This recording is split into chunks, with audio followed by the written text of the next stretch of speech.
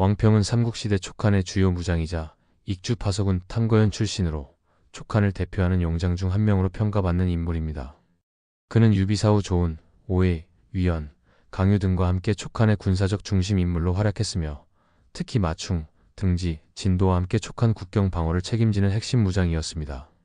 그의 활동은 촉한의 방패로서 높은 평가를 받기에 충분했으며 북벌 시기 장합과의 대결에서 두 차례나 이를 막아내는 등 탁월한 전략적 판단력을 보여줬습니다.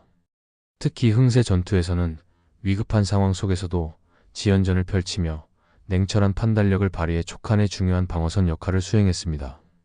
왕평은 본래 문맹이었고 항장 출신이었지만 한중을 수비하는 촉한 군부의 중심 인물로 자리 잡았습니다.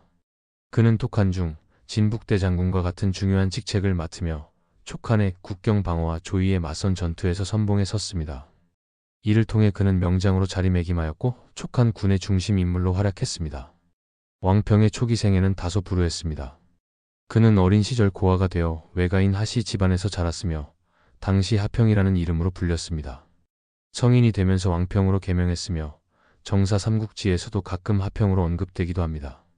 그는 두와 부호라는 파서 지역의 이민족 왕을 따라 위나라로 항복했으며 이후 가교위로 임명되었습니다.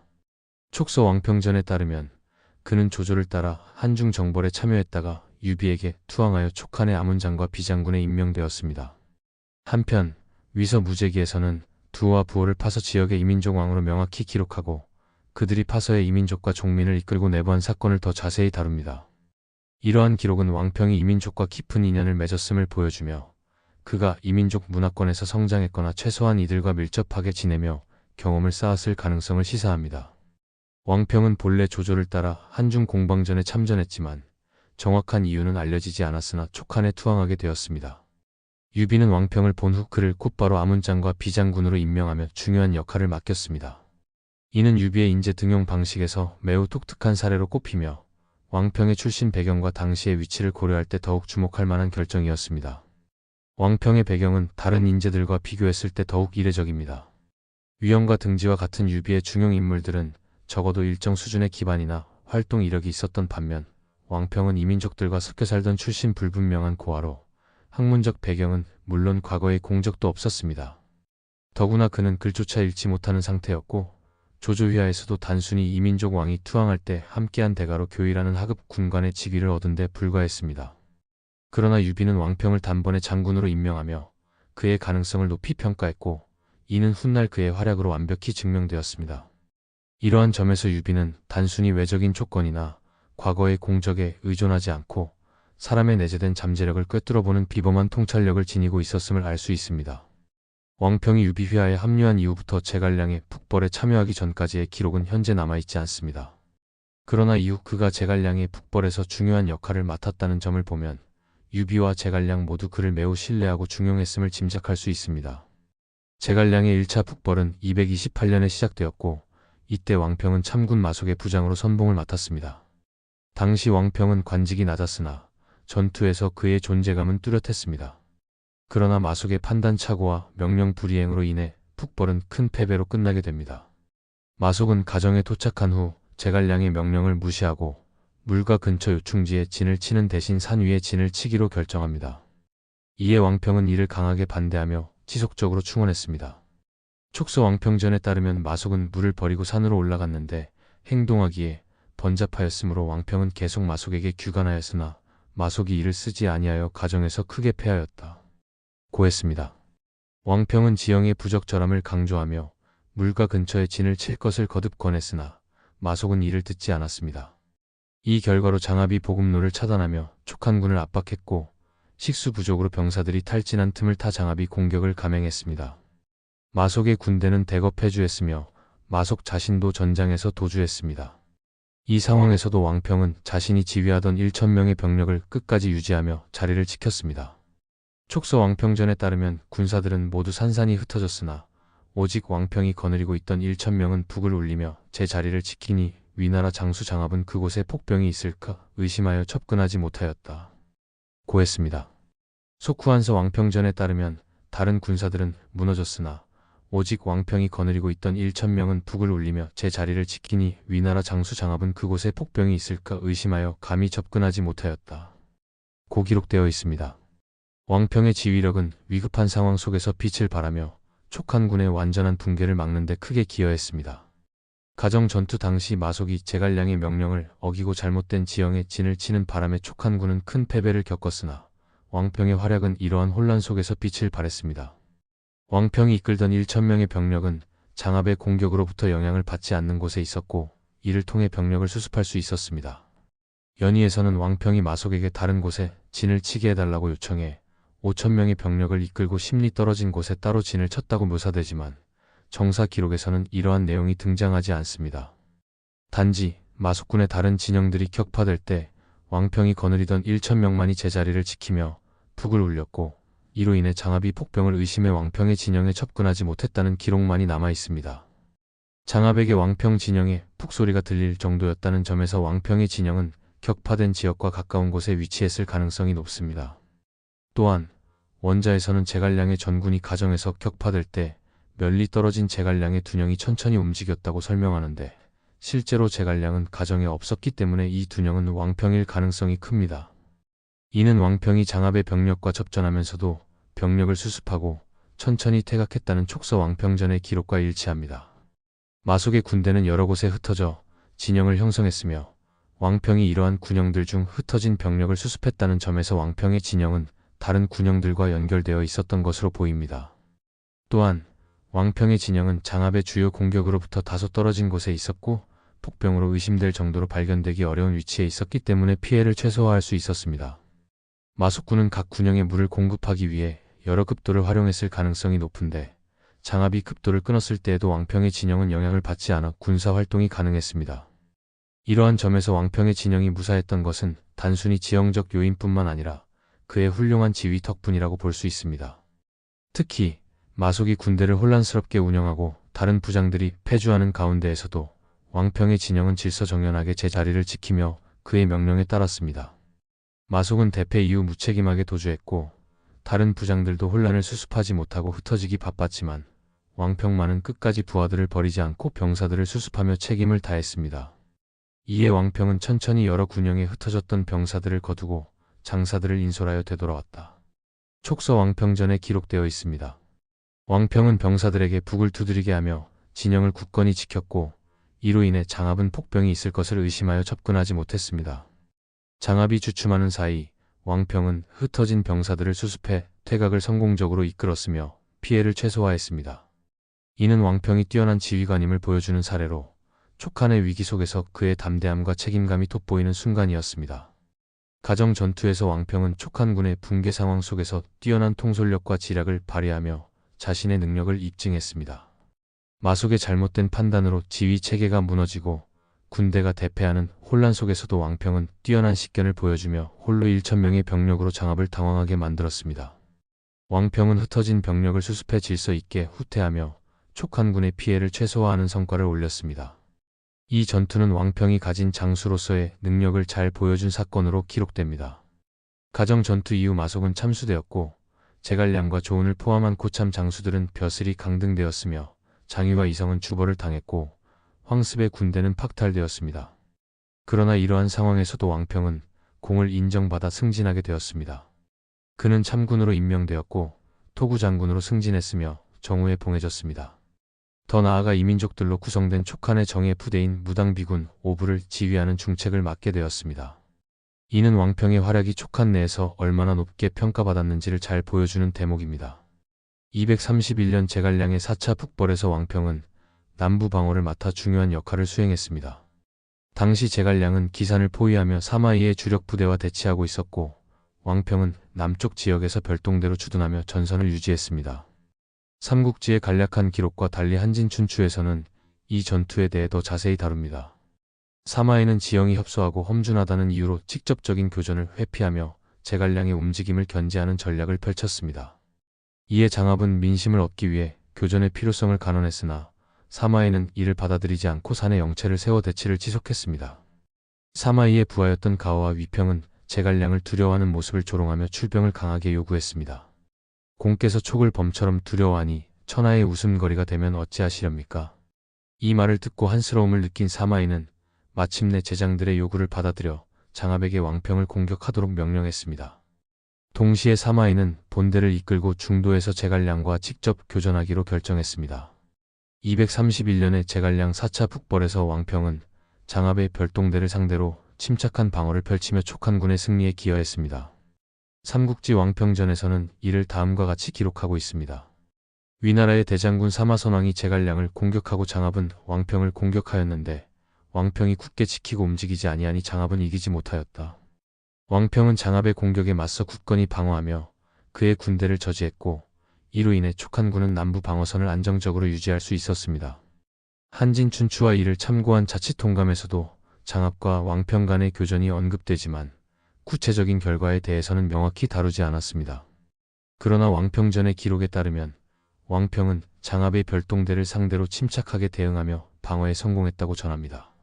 이와 더불어 사마이의 본대는 제갈량이 보낸 위원, 고상, 오반에게 대파당했으니 왕평이 남부에서 장압을 막아낸 것은 촉한군의 승리에 중요한 기여를 한 것으로 평가할 수 있습니다. 그러나 이상하게도 왕평의 이러한 공헌에 대해 포상 기록은 존재하지 않습니다.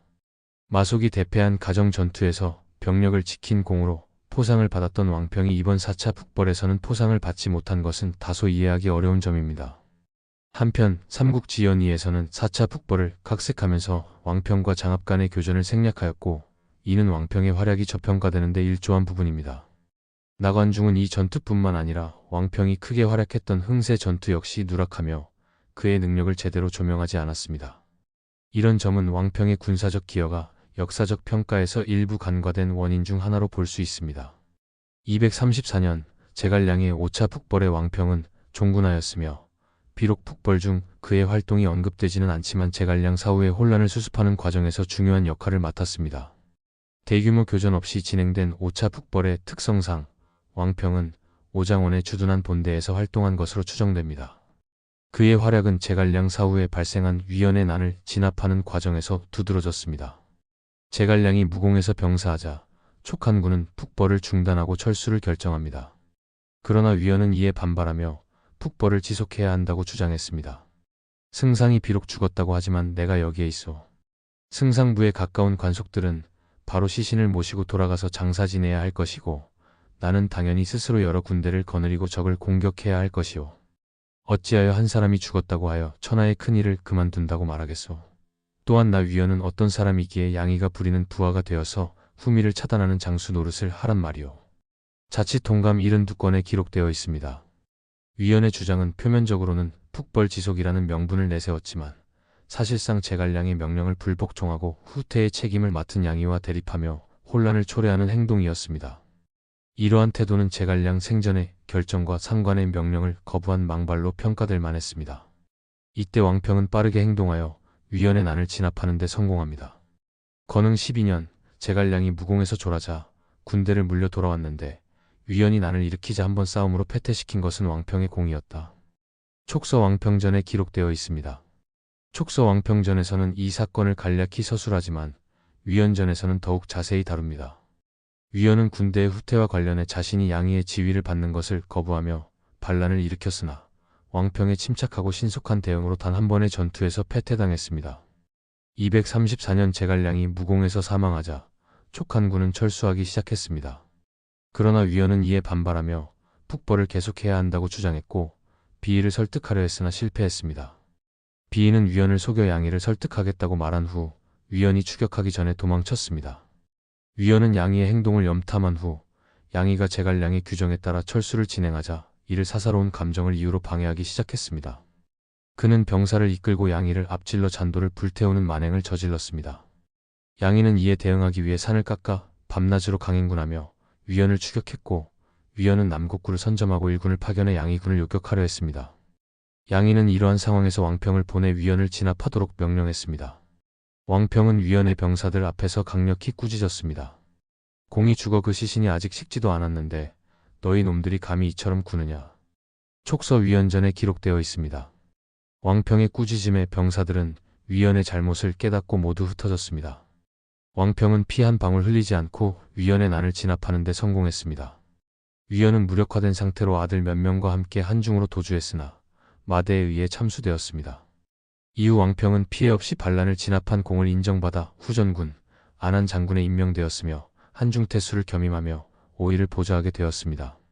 237년 왕평은 한중태수로 있던 오이를 보좌하던 중 오이가 사망하자 그의 후임으로 한중 방어선의 책임자가 되었습니다.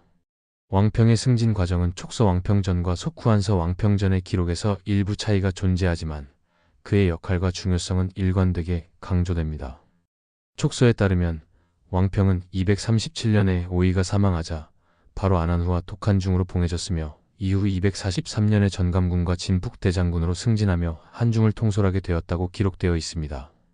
반면 속후한서에서는 안한후로 봉해진 시점은 동일하지만 전감군과 진북대장군에 오른 시점을 238년으로 독한중에 오른 시점을 243년으로 서술하고 있습니다. 이러한 차이는 구체적인 관직 승계 시점을 명확히 하는데 어려움을 주지만 왕평이 한중 방어선의 실질적인 책임자가 되었음을 부정하지는 않습니다. 연희 원년에는 대장군 장환이 면양에 추둔하며 군사적 거점을 마련하는 동안 왕평은 다시 전호군으로 임명되어 장환의 대장군부 업무를 맡아 처리했습니다. 이후 연희 6년에 장환이 부연으로 돌아가 추둔하게 되자 왕평은 전감군과 진북대장군으로 승진하여 한중 전체를 통솔하게 됩니다. 이로써 왕평은 촉한의 북부 방어선인 한중 지역을 책임지는 핵심 인물이 되었으며 이는 그가 촉한의 군사 체계 내에서 점점 더 중요한 위치를 차지했음을 보여줍니다.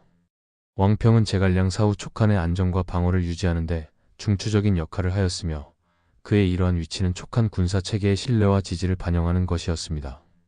244년 봄, 위나라의 권신 조상은 등양 등의 조언에 따라 대군을 이끌고 촉한을 침공했습니다. 조상은 장안에서 6, 7만의 병력을 집결시키고 낙곡을 따라 서쪽으로 진격했으며 하우패, 곽회, 사마소 등 명장들이 선봉에 섰습니다.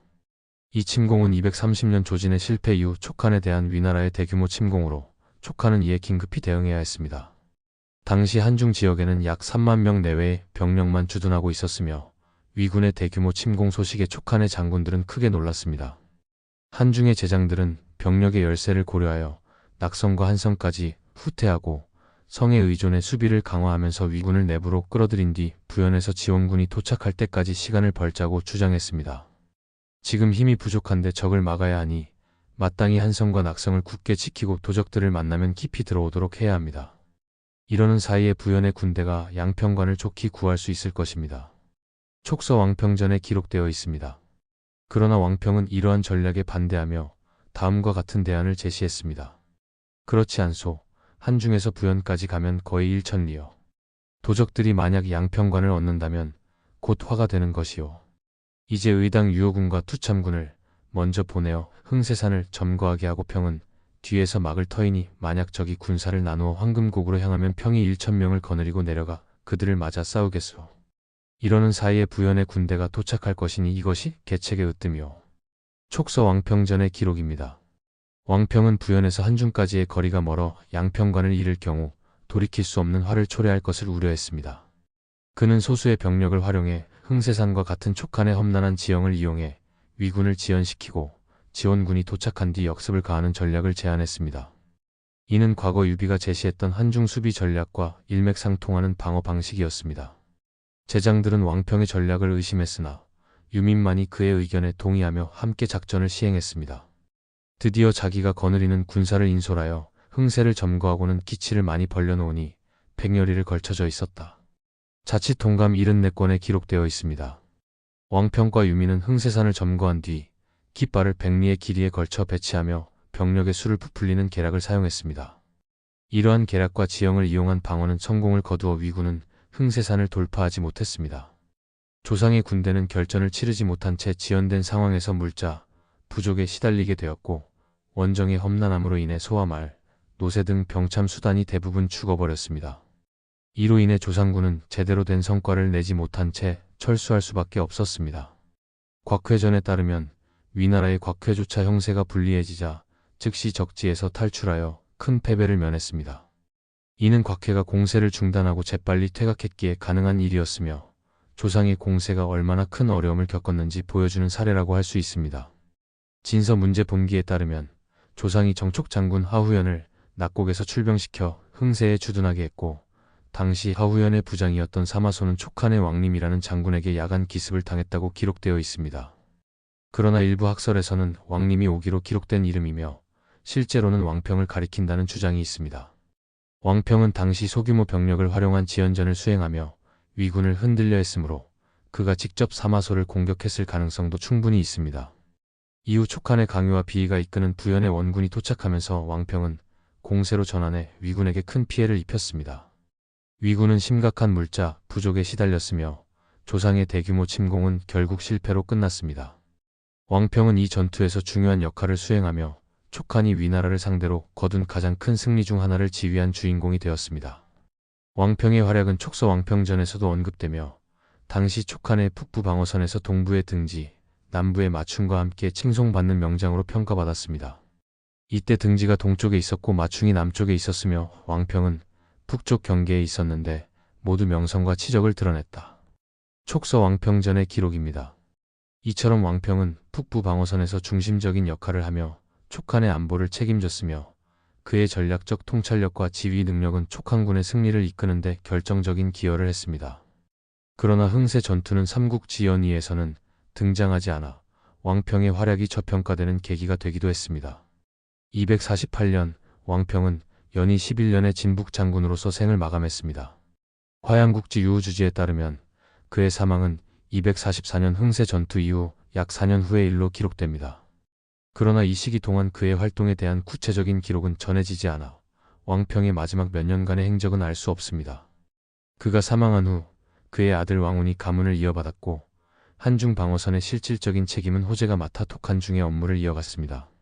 이로 인해 촉한의 북부 방어선은 왕평에서 호재로 이어지게 되었습니다. 삼국지연의에서 왕평은 실제 역사와는 다소 다른 모습으로 묘사되며 그의 행적에 창작적 허구가 많이 가미되었습니다. 특히 왕평은 한중 공방전에서 처음 등장하며 서왕의 부장으로 등장하는 설정이 추가됩니다. 왕평은 서왕에게 나아가 자신이 길을 알려주겠다고 자청해 서왕의 부장이 됩니다. 이후 서왕이 배수진을 치며 유비군을 공격하려 하자 왕평은 이를 만류하며 다음과 같이 조언합니다. 그건 지모가 없는 군대에나 쓰는 작전이며 지금은 군사가 그렇게 위급한 상황에 처한 것도 아닙니다. 또한 현재 저쪽에는 그 유명한 제갈량이 있습니다. 그러나 서왕은 왕평의 충고를 무시하고 배수진을 쳤고 결국 참패를 당합니다. 돌아온 서왕은 오히려 왕평에게 왜 강을 건너와서 나를 도와주지 않았느냐 며 책임을 돌렸고 왕평은 차분히 반박합니다. 그래서 미리 위험성을 알려드렸지 않습니까? 만일 저까지 출전했으면 이곳 진채도 꼼짝없이 빼앗겼을 것입니다. 분노한 서왕은 왕평을 죽이려 했으나 다른 장수들과 병사들의 만류로 이를 포기합니다. 왕평은 서왕의 억지에 원한을 품고 결국 영체에 불을 지른 뒤 조자룡을 통해 유비군에 투항하는 허구적 설정이 더해집니다. 남만 정벌에서는 추균과 함께 등장하며 북벌에서는 위나라 장수 하우무를 생포하는 모습으로 묘사됩니다. 가정 전투에서는 정사와 비슷하게 마속에게 간언하며 중요한 역할을 하지만 연희에서는 마속의 허락을 받아 5,000명의 병력을 따로 이끌고 심리 밖에 주둔하며 제갈량에게 가정의 포진도를 보내는 설정이 추가됩니다. 패배 이후 패주하는 촉군을 구하기 위해 장합과 교전하며 분투하지만 결국 후퇴하고 위연의 지원군과 함께 양평관을 구하는 허구적 내용이 포함됩니다. 제갈량 사후에는 위연의 반란을 진압하는 역할을 맡지만 이 과정에서 하평이라는 이름으로 등장합니다. 삼국지연의에서는 왕평과 하평이 동일 인물임을 명확히 밝히지 않아 정사에 익숙하지 않은 독자들에게 혼란을 주는 원인이 되었습니다. 다만 요코야마 미치테루의 삼국지에서는 이 부분을 수정해 하평 대신 왕평으로 표기하여 오류를 바로잡았습니다. 삼국지연의에서 왕평은 촉한의 주요 인물들 중 비교적 자주 등장하며 뛰어난 안목과 통찰력을 지닌 장수로 묘사됩니다. 서왕과의 에피소드는 왕평의 전략적 시야를 강조하는 픽션으로 그가 뛰어난 안목을 가진 인물임을 부각시키고 있습니다. 가정 전투에서는 마속에게 간언하며 그의 냉철한 판단력을 보여줍니다. 또한 남만 정벌과 북벌에서도 왕평의 날카로운 통찰력이 여러 차례 강조되며 위연의 반란을 진압하는 과정에서는 정사의 기록을 충실히 반영하고 있습니다. 그러나 왕평은 조연으로 자주 등장할 뿐 가정 전투 이후 그를 중심으로 한 메인 에피소드는 등장하지 않습니다. 특히 왕평이 주인공으로 활약한 흥세 전투가 삼국지연의에서 누락되면서 그의 가장 큰 전공이 지워지는 아쉬움을 남깁니다. 무력에서도 장합과의 교전을 제외하면 대부분 허구적 태각 장면으로 묘사되어 강렬한 인상을 남기기 어려웠습니다. 다만 제갈량이 죽음을 앞두고 믿을 만한 제장으로 왕평을 꼽는 장면이 등장하고 허구의 에피소드가 가공될 정도로 다른 촉한 장수들에 비해 나은 대우를 받은 점은 긍정적으로 평가할 수 있습니다. 왕평이 보필했던 서왕과 마속은 모두 어설픈 판단으로 전황을 악화시킨 전력을 가지고 있습니다. 마속은 가정 전투에서 명령을 어기고 대패를 초래했으며 서왕은 배수진을 치며 실패하였습니다. 특히 서왕이 내뱉은 대사는 마속의 발언과 유사하여 두 인물의 실책이 겹쳐 보이는 부분도 있습니다. 왕평은 이러한 명장들의 실수를 목격하며 뛰어난 안목을 지닌 장수로서 그 존재감을 드러냅니다. 왕평은 촉한의 고위 무장이자 뛰어난 지략을 가진 인물로 촉서 왕평전에도 그의 열전이 기록될 만큼 중요한 인물입니다. 그러나 그는 문맹으로 손으로 글씨를 쓰지 못했으며 읽을 수 있는 글자가 10자를 넘지 못했다고 전해집니다. 촉서 왕평전에 따르면 왕평은 육녀에서 자라 손으로 글씨를 쓰지 못하였고 아는 글자도 10자를 넘지 못하니 입으로 말한 것을 다른 사람이 적게 하여 글을 지었는데 모두 졸이 있었다. 사람을 시켜 사기와 한서의 여러 본기와 열전을 읽게 하고 이를 들었는데 그 대의를 모두 알았고 종종 논하여 말할 때는 그 요지를 잃지 아니하였다. 문맹임에도 불구하고 왕평은 자신의 생각을 다른 사람을 통해 조리 있게 전달할 줄 알았으며 사기와 한서와 같은 역사서를 사람들에게 낭독하게 하여 그 내용을 이해하고 요지를 파악하는 데 탁월한 능력을 보였습니다.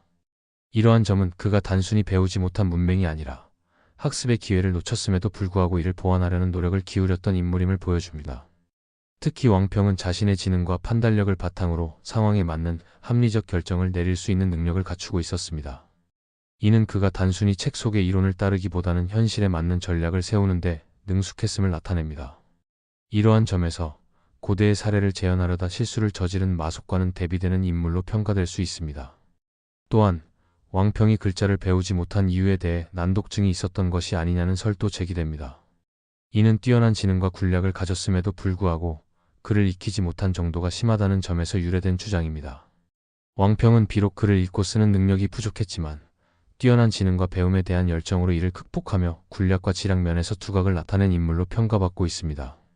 그의 문맹은 단점으로 볼 수 있으나 이를 보완한 그의 학습 태도와 실제적인 판단 능력은 촉한의 명장으로서의 면모를 더욱 돋보이게 합니다. 왕평은 행동에서 법도를 지키며 정숙한 모습을 보인 인물로 무장으로서 흔히 보이는 호탕함과는 다른 면모를 가지고 있었습니다. 촉서 왕평전에서는 그의 행동과 태도를 다음과 같이 묘사하고 있습니다.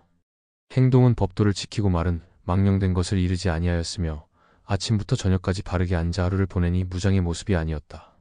그러나 성격이 잠옷 성급하고 좁아 이 때문에 명예가 깎이게 되었다.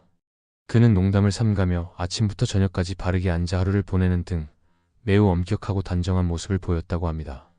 이는 문맹임에도 불구하고 지장으로서의 면모와 함께 일자무식의 인물이 아니었음을 증명하는 일화로 볼 수 있습니다.